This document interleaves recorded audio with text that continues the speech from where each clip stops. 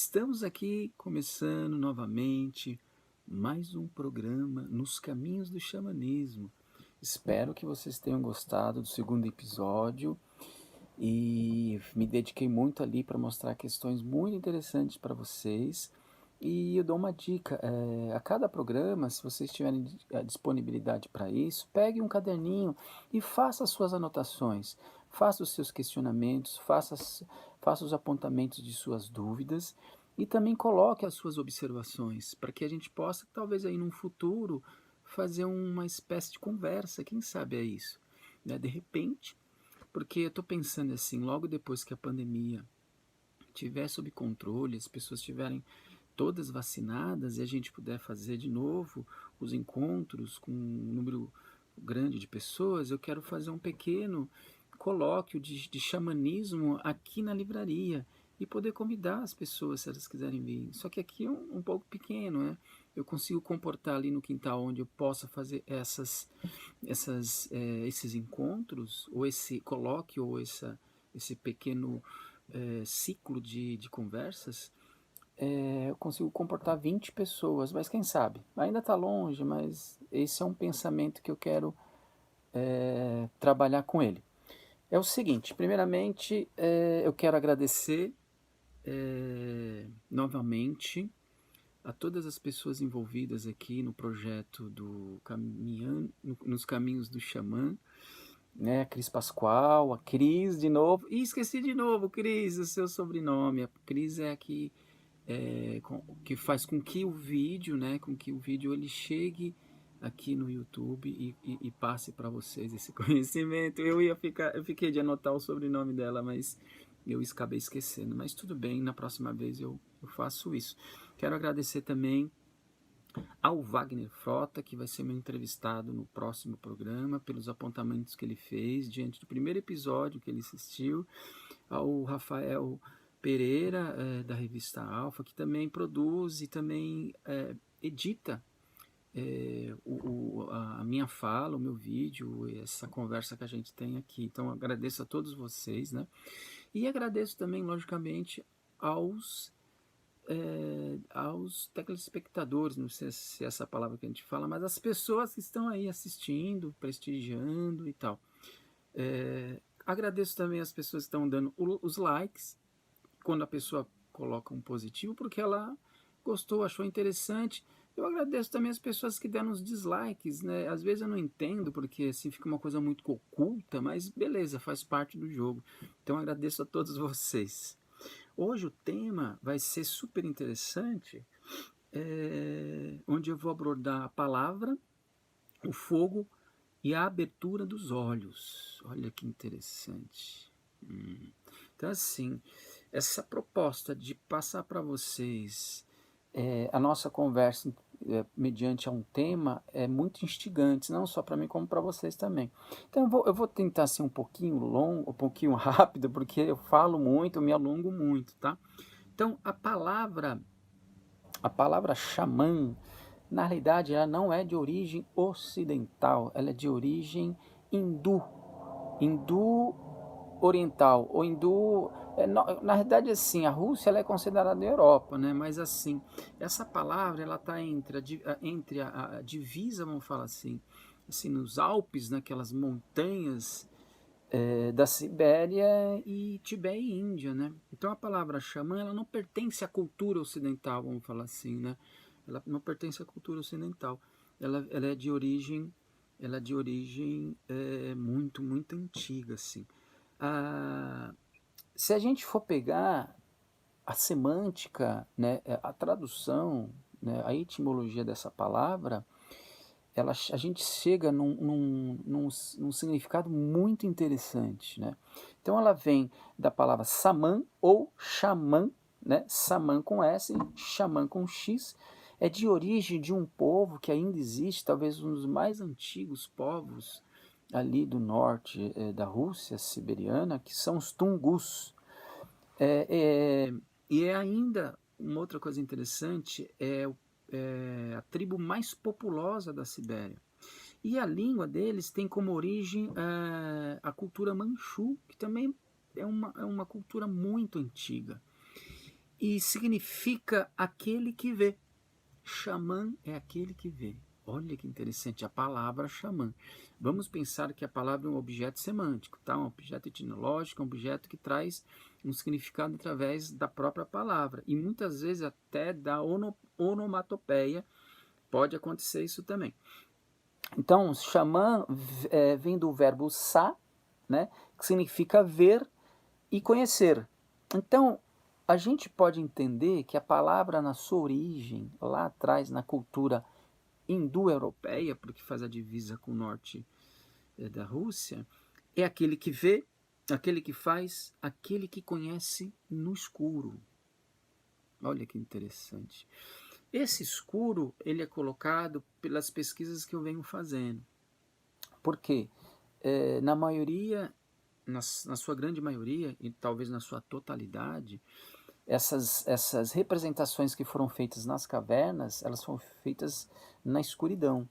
Então, assim, e a gente pode tentar chegar no entendimento do significado dessa palavra através dessas culturas, das culturas asiáticas, de uma forma geral, né? Das culturas siberianas, das culturas mongol, das culturas russas. Então, é uma palavra que não pertence à cultura ocidental. E aí, o que vai acontecer? O antropólogo ele vai, então, através dessa descoberta dessa palavra, ele vai inventar a palavra xamanismo. E aí causa uma grande confusão, porque se a gente for ver, o xamanismo, a palavra xamanismo, ela pode nos apontar um parecer muitas vezes reducionista para o próprio xamanismo, tá? Isso a gente pode falar até em outras vezes, né? A primeira vez que se ouviu falar dessa palavra xamã, foi por intermédio de um embaixador grão-duque de Moscou, em 1692. Olha só, já não existia o Renascimento, né? E o nome dele é um nome muito complicado, muito interessante. Esse grão-duque de Moscou chamava Ever Isbrantidos. Ever Isbrantidos. O que a gente tem que pensar nesse momento, nesse instante, sobre a questão da palavra ou o significado da palavra? A gente tem que entender que a palavra xamã é um objeto semântico, né? É um objeto semântico, é um objeto que nos dá origem à palavra, origem do significado da palavra, do entendimento da palavra. E eu sou muito ligado a essas questões etimológicas, que na maioria das vezes te dá um caminho muito interessante. Mas no caso do xamanismo, como o xamanismo ele é um fenômeno universal, a gente colocar o nome de xamã para todas as culturas pode ser que a gente tenha um entendimento um pouco reducionista. Muitas vezes o xamã na cultura brasileira é chamado de pajé. Mas eu falo uma coisa aqui, nem todo pajé é xamã, mas todo xamã pode ser pajé. Isso a gente pode falar também no decorrer de outros momentos. Outra coisa que é interessante, na boa parte da cultura norte-americana ou norte-americana, centro-americana e parte da cultura andina, né, chama o xamã, se denomina o xamã de feiticeiro. Aí eu acho muito interessante, eu vou falar muito sobre isso também, ok? Só que assim, o que a gente tem que pensar nesse primeiro momento, nessa nossa fala aqui, que o xamã enquanto objeto de ação já é outra coisa. Então a gente tem que entender que o indivíduo, seja ele homem ou mulher, o xamã, a gente tem que ter uma compreensão que vai além da palavra, né? Então o xamanismo ele nos dá a referência para um caminho dos estudos antropológicos, etnográficos, etnológicos, enfim, nas áreas que vão estar aí tentando mostrar para a gente o que de fato é esse fenômeno que existe há mais de 45 mil anos, talvez um pouquinho mais, talvez, né? Um pouquinho mais, um pouquinho menos. Então é isso.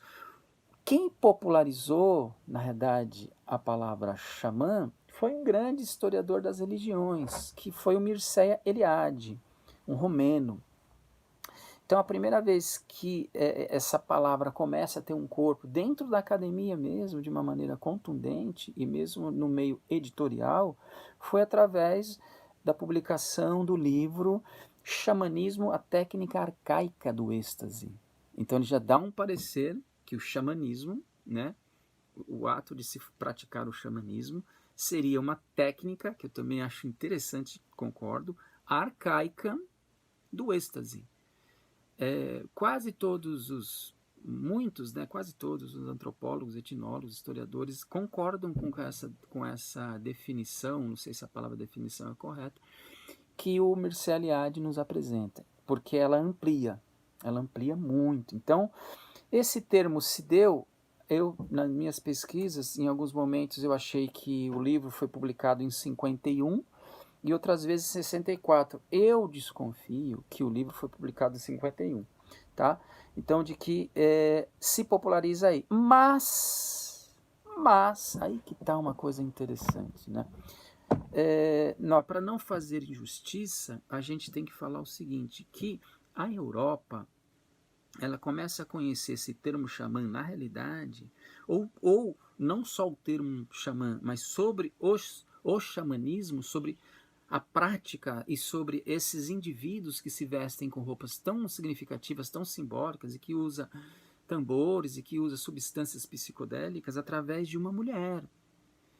E olha que interessante, uma mulher que foi a primeira antropóloga do mundo. E foi a primeira antropóloga, a primeira pessoa representante da antropologia a conviver de uma maneira etnológica com uma tribo xamânica na Rússia, na Sibéria, né? Que ela chama Marie, que é um pseudônimo, Marie Antoniette Czaplicka. Ela é polonesa de origem, mas se eu não me engano, ela viveu muito na Inglaterra, fez alguns estudos nos Estados Unidos. É interessante que essa antropóloga, Marie, ela fez muitos cursos, sim, na área de antropologia, de etnologia, porque a antropologia estava, de uma certa maneira, nascendo, né?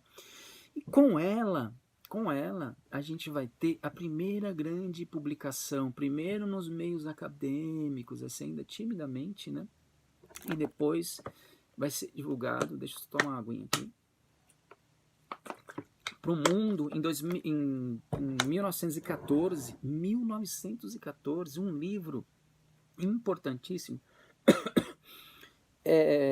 relatando as suas experiências e os seus estudos com essa estadia que ela fez com os siberianos, com os xamãs siberianos. Então, assim, os primeiros detalhes que a gente tem sobre esse fenômeno, esse movimento, essa cultura, né, que é o xamanismo, foi através dela. Então, nós devemos muito a ela, muito. O próprio Mircea Eliade cita ela muito no livro. Para nossa sorte, uma editora super bacana publicou o livro dela em português. É um livro que é difícil de achar hoje em dia, ele é um livro que se esgotou, mas eu acho que dá para achar no site de livros usados. Eu dou a dica para vocês pesquisarem por lá. Vale a pena, é fenomenal. Ela é a primeira a dar as questões ligadas à própria questão dos rituais, das vestimentas, do tambor. São detalhes importantíssimos. Mas, infelizmente, gente, uma coisa que a gente tem que falar aqui, a sociedade, a gente sabe, ainda é machista, e naquela época, então, era pior. Por ela ser mulher, ela teve pouco espaço, mas enfim, eu vou fazer um programa só sobre ela, em homenagem a ela, com várias imagens que ela merece, e divulgar mais o trabalho dela. Infelizmente, por esse sufoco machista da época, ela comete o suicídio. É muito triste você ver uma cientista, uma mulher, né, no início do século XX, que nos traz elementos importantíssimos para entender nossa cultura ligada ao xamanismo, e a gente bem sabe, eu venho sempre falando isso nas minhas palestras, que o xamanismo é a base da construção da civilização, ou das civilizações, e mesmo da humanidade. Então, assim, eu prometo para vocês que vou dedicar um programa só para Marie, e merece e tem que ser feito. O Mircea Eliade, ele levanta a ideia dele do xamanismo, das pesquisas dele do xamanismo, através dos estudos das religiões. Então ele entende o xamanismo, de certa maneira, como um elemento religioso. Não que ele define que o xamanismo é uma religião, mas ele vai por esse viés porque ele tinha esse caminho por percorrer, né? O xamanismo, ele não é uma religião, isso eu vou falar daqui a pouco, tá? Mas para a gente ter como referência de estudos históricos, na maioria das vezes, se vocês forem pesquisar, vocês vão sempre procurar a história das religiões para tentar descobrir materiais de pesquisas, vai ser por esse intermédio, ou etnologia das religiões, tá? Agora é o seguinte, falando isso aqui, eu não vou me estender muito, o xamanismo é um termo correto para os xamãs pelo mundo? O que vocês acham? Será que é? Eu acho que não, né? Na verdade eu não acho, eu percebo que não. Por quê? Eu vou falar isso para vocês mediante algumas pesquisas que eu venho fazendo, porque o termo xamanismo ele pode, como eu disse para vocês, dar um entendimento reducionista, né? Então, assim, o xamã, o xamanismo, o xamã, vamos falar assim, ele se manifesta, como já falei no primeiro episódio, ali nas estruturas ocultas, vamos falar assim, misteriosas, dentro das cavernas, né? E aqueles elementos de grafismos, onde ele representa muitos animais e muitos elementos geométricos, que é interessante também, é nesse período aproximado de 12.000 a 35.000 anos. Antes disso, eu lembrei de uma coisa. Tem um antropólogo importante, se eu não me engano ele é inglês, o Michel Ripinski-Naxon. Ele lá já falava, mesmo antes de ter muitas informações, ou uma informação mais contundente sobre a palavra xamã, ele sempre falava que o xamã é aquele que vê as coisas, que tem tudo a ver com o significado que a gente falou agora há pouco, eu falei agora há pouco sobre a palavra xamã.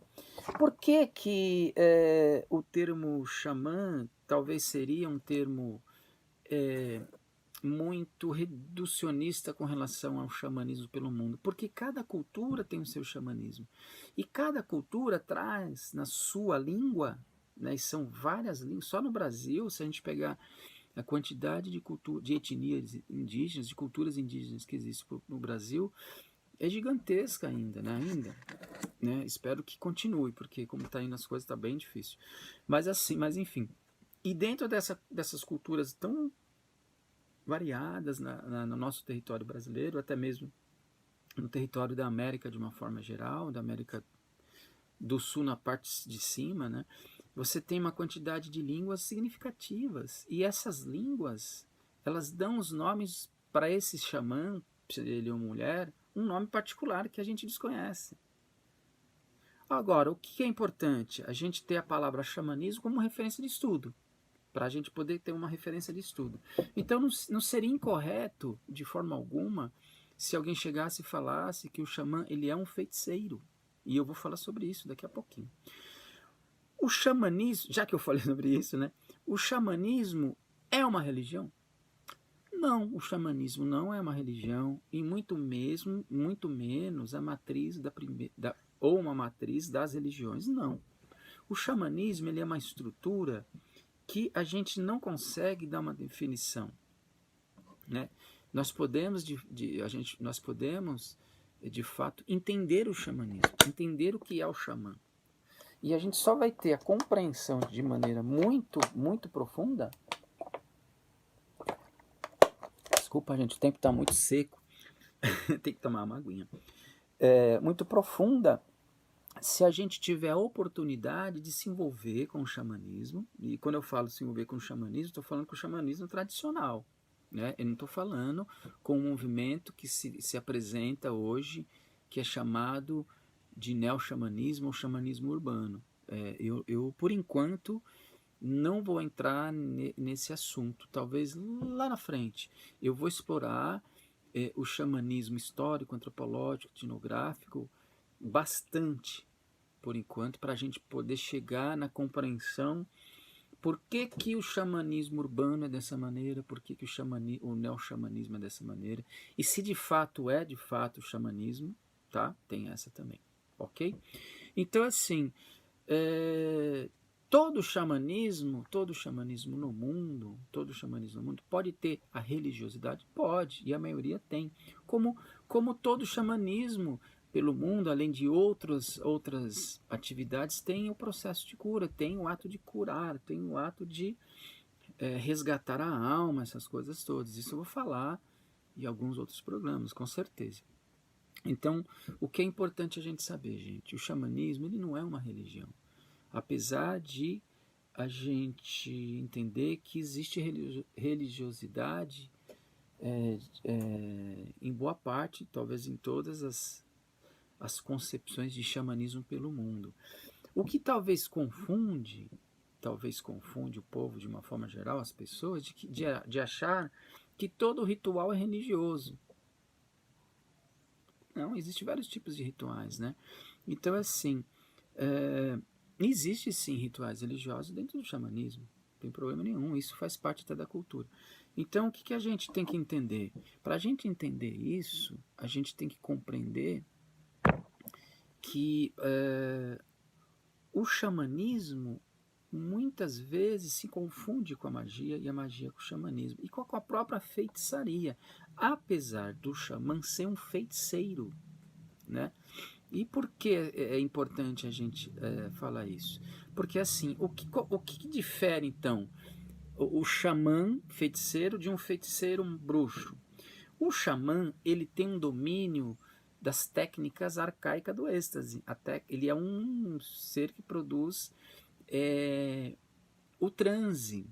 E ele consegue, de uma certa maneira, transitar por realidades não humanas. E essas técnicas que eles empregam, e não é só o uso de substâncias, um gorro que ele coloca, um artefato que ele coloca, uma roupa que ele coloca, o uso de um instrumento musical, e muitas vezes sendo um tambor, às vezes uma flauta, já promove de maneira muito significativa o processo dele de movimento dessa realidade para outras realidades. Então, isso seria uma diferença meio básica, né? Mas assim, todo xamã é feiticeiro, mas nem todo feiticeiro é xamã. E o bruxo, né? É que assim, você tem a feitiçaria, bruxaria e magia. Magia é sempre cerimonial. A magia, ela é quase que uma missa, né? Vamos falar assim. Então você tem aqueles paramentos que aquelas roupas ali, elas são mais indumentárias, vamos falar assim. Lógico que tem um significado, mas ela não traz os elementos de transe, como acontece com os xamãs. Quando o xamã coloca aquela roupa pesada, é muito pesada porque você tem prego, você tem vários elementos naquela roupa. Toda aquela estrutura simbólica de objetos, de adereços que tem na roupa de por exemplo, de um xamã siberiano, o ato dele colocar aquela vestimenta já provoca nele uma alteração química, física e biológica no corpo. No caso de um bruxo ou de um mago cerimonial que veste uma capa X, já é para ter é para ter um outro tipo de movimento. Então, assim, não existe, não quero também ser injusto, né? Enfim, não existe essa profundidade simbólica, epifânica no vestimento, na vestimenta do xamanismo tradicional, vamos falar assim. Porque assim, você tem, isso eu vou falar na frente também, gente, você tem magos brancos e magos, feiticeiros brancos e feiticeiros negros, xamãs brancos e xamãs negros. Mas isso tem a ver com a técnica, tem a ver com o território que eles trafegam nessas realidades. Logicamente que esses termos são termos muito complicados em termos de história, né? O que é um mago branco, o que é um mago negro, o que é um feiticeiro branco. Isso eu vou falar lá na frente, tá? Mas é importante a gente falar que existe em várias culturas. Então, assim, para a gente entender, o que significa a palavra feitiçaria, tá? A palavra feitiçaria, ela vem do latim, que significa factius. O que significa essa palavra? Não pertence ao mundo natural. É artificial, é algo artificial. Ou é um ato de imitar. Olha que importante. Por quê? O feiticeiro ou o xamã, o mesmo bruxo, vamos falar assim, em vários momentos, ele consegue, logicamente, gente, por que eu estou falando tudo isso? Espero que eu não estou causando uma confusão. Porque o xamã, ele consegue, de uma maneira contundente, manipular a natureza. E quando eu falo natureza, de uma forma ampla. Então, assim, quando fala assim, não pertence ao mundo natural, porque ele consegue, ao mesmo tempo, estar presente nesse mundo aqui, que é natural, e estar presente em mundos que não são naturais. O xamã consegue, de certa maneira, seja para um bem, seja para um mal, porque essa é outra coisa que eu quero falar também, esses conceitos mais para frente, ser algo autêntico ou artificial, ou ele consegue, através das suas dinâmicas, em seus rituais, ou aquilo que foi proposto para ele, imitar as coisas. Né? Tanto é que os xamãs dessa estrutura mais tradicional se transformavam em animais. Os xamãs, no passado longínquo, vamos falar assim, voavam. E hoje, logicamente, que tem alguns xamãs que ainda seguem essa tradição, ou esse xamanismo, eu gosto de falar também a palavra primordial, esse xamanismo primordial. Então, assim, o xamã voa, o xamã tem o domínio do fogo, o xamã, ele consegue, então, trafegar do mundo natural para o mundo não natural. O xamã, ele pode, de muitas maneiras, imitar a realidade e até transformar a realidade, tá? Espero que não tenha ficado confuso, mas isso eu vou voltar depois nesses temas com mais detalhes também, que é importante. Então, assim, logicamente que dentro do xamanismo feiticeiro, ou desse xamanismo de origem, você... Porque assim, o que é interessante, a questão da imitação, o ato de imitar, o ato de fazer, o ato de dar um salto, o que é isso? O xamã consegue, através de elementos que compõem toda a sua estrutura, como eu disse, desde a vestimenta até o uso de elementos psicodélicos, ir para realidades impossíveis para o homem comum. E até mesmo determinados bruxos e feiticeiros não conseguem, e o xamã consegue. E ele consegue dar esse salto, e ele consegue operar, e ele consegue fazer. Então ele é um artífice, um artífice, né, de fazer de uma realidade uma outra realidade, ou ir de uma realidade para outra realidade. Essas informações são fundamentais para entender, para a gente compreender, para a gente poder entrar no território do xamanismo de origem, tá? Só para a gente brincar um pouco, para a gente ilustrar, se a gente fosse falar assim, quem poderia ser xamã assim, na atualidade, mesmo em personagens ligados à literatura, ao cinema, ou mesmo na realidade? Por exemplo, o mago Merlin era um xamã feiticeiro, né? Yoda, do filme, Teresa d'Ávila, xamã. O poeta João de la Cruz, São João de la Cruz também. Leonardo da Vinci, olha que interessante. O Anthony Artaud, o dramaturgo, apesar dele ter se iniciado no xamanismo, se eu não me engano, mexicano, Jim Morrison fez a mesma coisa. Então, são pessoas e personagens que nós podemos falar que são xamãs e que foram xamãs na sua capacidade, na sua competência e no seu grau como chama, né, dificuldade, seu grau de amplitude da técnica que eles tinham em mãos. No caso da Teresa d'Ávila e São João de la Cruz, eles vão muito para o lado da mística. Então eles tinham um outro território ligado ao próprio xamanismo. Há um boato, há umas informações, há algumas pessoas que já escreveram sobre isso, de que talvez Teresa d'Ávila, por algum motivo, ela cultivava algumas substâncias que provocavam o transe nela. Ela muitas vezes entrou em transe os escritos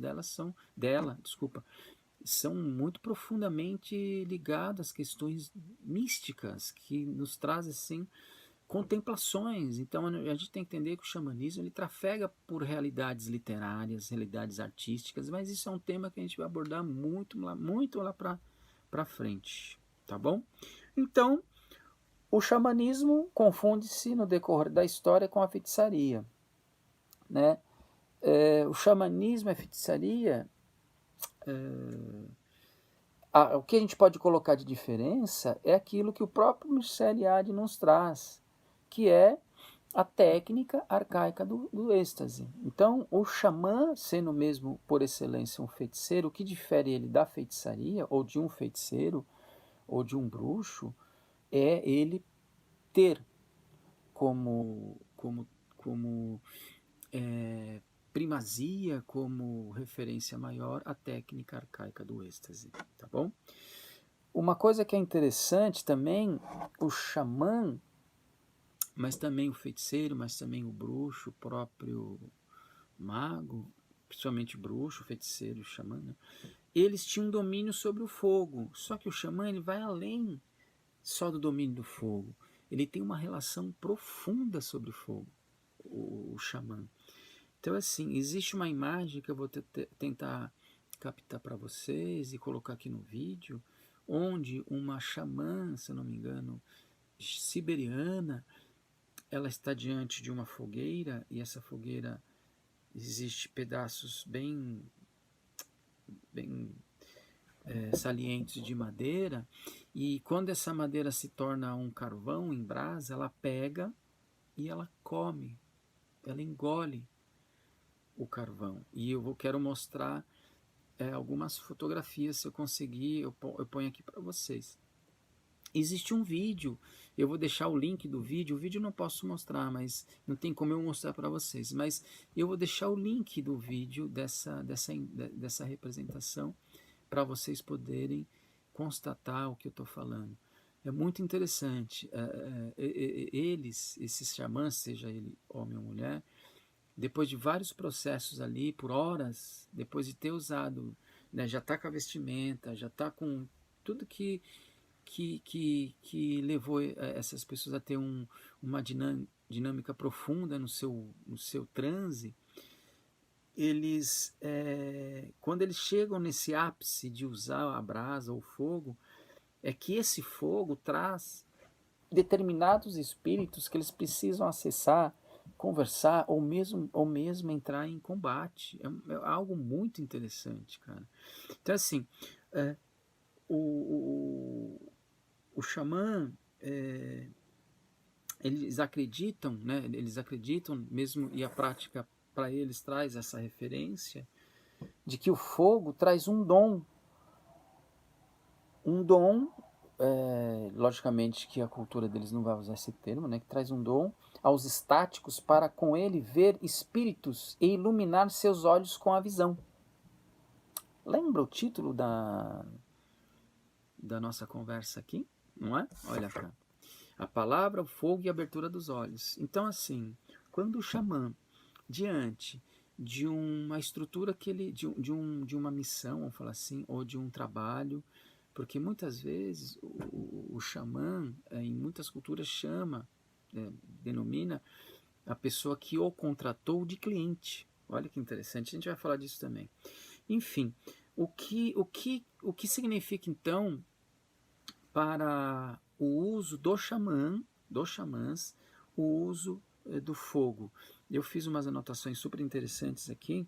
Quando eles estão diante do calor da brasa e essa brasa provoca neles uma relação profunda no encontro com esses espíritos, acontece a epifania. O que é a epifania? Bom, a gente pode tentar entender através da palavra. A palavra vem de origem latim,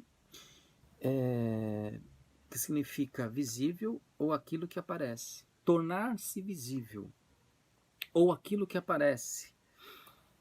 Compreensão súbita intuitiva, significado essencial de algo. Então, por exemplo, a epifania ela pode acontecer também e sobre várias estruturas, não só dentro do xamanismo, mas pode acontecer na feitiçaria, pode acontecer na magia, pode acontecer na religião, e pode acontecer num ato sexual, pode acontecer no momento que você criou algo tão fantástico, no momento que você desenhou algo que você achou, e aí acontece um fenômeno. E esse fenômeno, ele vai te dialogar com você de uma maneira, de certa maneira, né? No caso do xamanismo, essa epifania vai conduzir o xamã para uma estrutura ou para várias estruturas. Porque, como assim? Os olhos se abrem. Então, assim, ele não só vai ver o que as pessoas comuns ou as pessoas de uma forma geral não conseguem ver, mas ele vai de encontro. Então, assim, a hora que vocês tiverem a oportunidade de ver esse vídeo dessa xamã consumindo essa brasa e ela não sofrer nenhum tipo de dano, de dor ou alguma ferida, a boca dela só fica inchada. E a parte de dentro não acontece nada, ela não fica machucada, ela não tem nenhum problema desse fogo, consumir ela por dentro, não tem. Isso é algo que a ciência não consegue explicar, mas vocês vão ver. Então, assim, vamos levar aqui como informação importante que o fogo ele traz a abertura dos olhos. Lembra daquele filme super importante, e é um filme muito educativo e antropológico, que é a Guerra do Fogo? Eu vou ver se eu trago uma imagem aqui para vocês, onde uma mulher que é Homo sapiens ensina um homem que vai passar a ser parceiro dela, que é um Neandertal, a fabricar o fogo através da varetinha. Essa cena é uma das cenas mais bonitas e mais emblemáticas do cinema e da própria antropologia.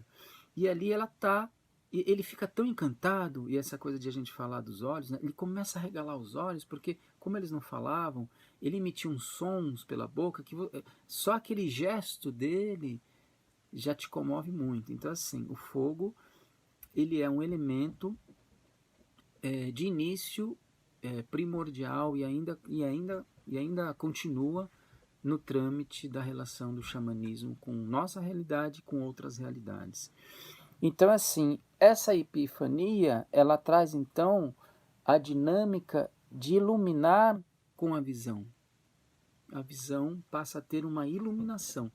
Vale lembrar, quando eu falo luz, iluminação, não tem nada a ver com essa ideia de que a luz é melhor que a escuridão. Isso aí é uma coisa que é trazida, e a gente estuda um pouco história, a gente sabe, através do movimento New Age, onde tudo que é bonito é luz e tudo que é perverso e maligno é escuridão.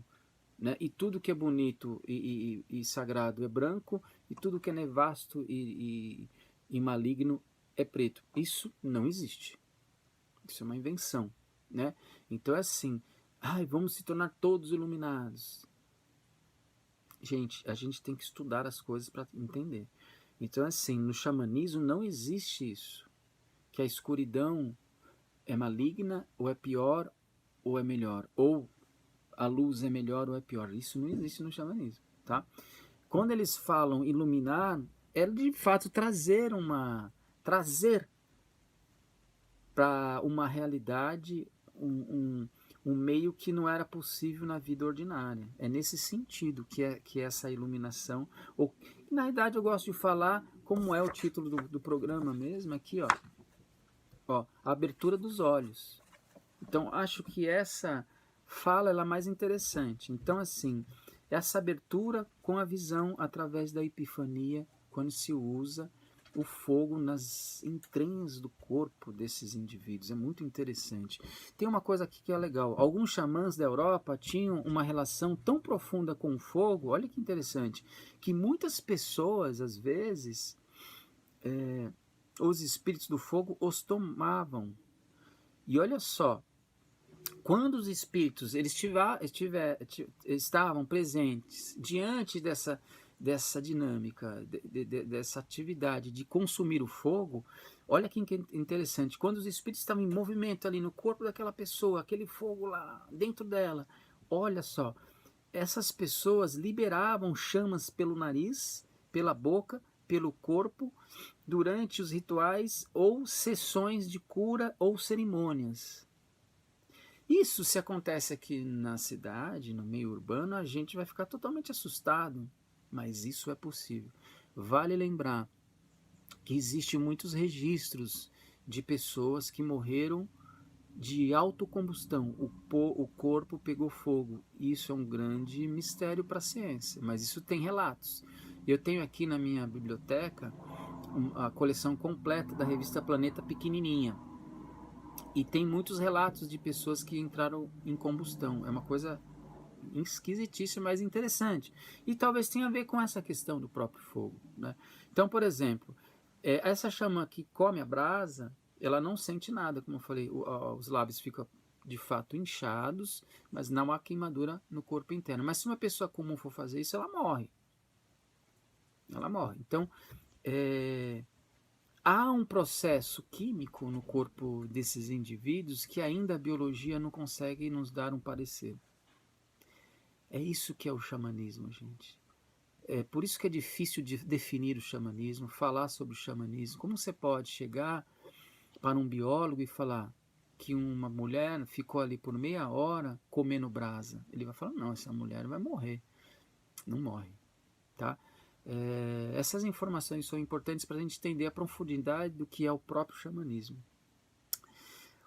O que é esse ato, então, de consumir o fogo? É o ato de buscar o calor místico. Então, assim, é o domínio também de outras categorias, porque esse domínio do calor místico, ele não está somente associado ao xamanismo, mas também a algumas técnicas de feitiçaria ou de bruxaria. Mas, de uma forma geral, o xamã ele tem por excelência esse domínio. Porque o fogo é um elemento imprescindível no xamanismo e na própria feitiçaria, de uma forma geral. Agora, olha que interessante. Desculpa. O calor é algo que impulsiona o transe na relação com os espíritos, como eu tinha falado. Então, quando ela começa, aquela pessoa que eu falei que come a brasa, quando ela começa a ingerir, e ela dá risada, e ela fala, porque eu não entendo a língua siberiana, ela fala assim como se estivesse acontecendo uma coisa normal. Muito interessante isso aí, sabe? Então, assim, outra coisa que eu vou abordar que tem a ver com o fogo, a busca do fogo místico ou a busca dessa abertura dos olhos através do fogo, quando eu for falar dos ferreiros e alquimistas, tá? Porque essa função de ferreiro dentro da alquimia era exercida por xamãs, né? Por xamãs. Isso eu quero abordar num único programa, tá? Eu vou falar sobre isso e vou voltar a falar do fogo também. Uma coisa que aconteceu, raramente eu falo das minhas experiências íntimas ligadas ao xamanismo. Eu vou falar uma aqui, mas olha, garanto para vocês que não é propaganda, viu? Eu, no decorrer da minha vida, eu vou fazer esse ano 53 anos, apesar de parecer bem menos, né? No decorrer da minha vida, em 5 momentos que eu tive de relações sexuais que eu tive com mulheres, em 5 ocasiões aconteceram uma coisa muito recorrente, repetitiva nesses 5 momentos. No momento de que eu estava ali com elas, acendeu de fato um fogo no meu umbigo. Eu senti a queimação. Foi uma das coisas mais extraordinárias, foram 5 vezes. E quando se acende ali no umbigo, de imediato, como se, eu tive a visão da chama. A chama sobe e ela atinge aqui. Quando ela atinge aqui, o meu orgasmo físico acontece, mas acontece um orgasmo aqui. E há uma explosão. E outra coisa que eu percebi, o meu corpo naquele momento, ele ficou numa temperatura altíssima. Isso tem a ver também, e eu posso tratar isso em um outro momento, com o tantrismo. Então o fogo ele se manifesta de várias maneiras. Logicamente que no caso da xamã que eu tratei aqui, que engole a brasa, ela engole a brasa de fato, tá? E no meu caso houve um processo químico, que ainda também não tem explicação aos olhos da ciência, mas aconteceu algumas vezes. Não por acaso o nome da minha livraria, que é uma livraria de livros usados, é Sebo Chama de uma Vela. Não por acaso escolhi esse título, porque tem a ver com estudo poético e simbólico e profundo da chama da vela, feito pelo Gaston Bachelard, que foi um grande filósofo da ciência e poeta. E coincidentemente ou não, muito amigo do Mircea Eliade. Então, assim, a escolha do nome da minha livraria foi a tentativa, e é um nome fantasia, porque o nome original da minha livraria tem a ver com um xamã e tem a ver com um alquimista. Uma hora eu conto para vocês também. Daqui a pouco eu conto, na verdade. Então, assim, Chama de uma Vela, que é o nome de um livro do próprio Bachelard, eu posso aqui depois passar a imagem para vocês, faz esse estudo poético, místico, da chama no nosso mundo, da relação da chama, da vela, com o homem, com o mundo, com a poesia, com a mística, com a magia, com a feitiçaria. É muito interessante. O nome original, comercial da minha livraria é Espaço Cultural Artéfios, que foi um alquimista importantíssimo de muitos séculos atrás, eu não me recordo agora se era século XV ou século XIII, não lembro. E Lúlio, que foi um grande místico cabalista, também importantíssimo. Então, não é à toa que eu escolhi esses nomes, porque tem tudo a ver com o próprio xamanismo, tá? Uma curiosidade para a gente poder fechar nossa conversa desse terceiro programa. Olha que interessante, muitos bruxos e feiticeiros, até mesmo xamãs, para que o corpo dele tivesse, então, uma situação de calor, já que ele não tinha o recurso do fogo, eles comiam pimentas super picantes, ou algumas plantas muito ardentes, e bebiam água com sal. E aí provocava, então, um aquecimento, um calor no corpo, para que eles pudessem, então, realizar os seus feitos, seja ele de feitiçaria ou outras habilidades que eles estavam ali na organização dos seus atos mágicos, assim. Então é o seguinte, gente. Eu quis apresentar nesse programa para vocês um pouquinho. Eu sei que o tempo é um pouco curto, né? Espero que eu não tenha falado rápido, porque dessa vez eu consegui abarcar, acho que praticamente tudo que eu pensei para falar com vocês aqui.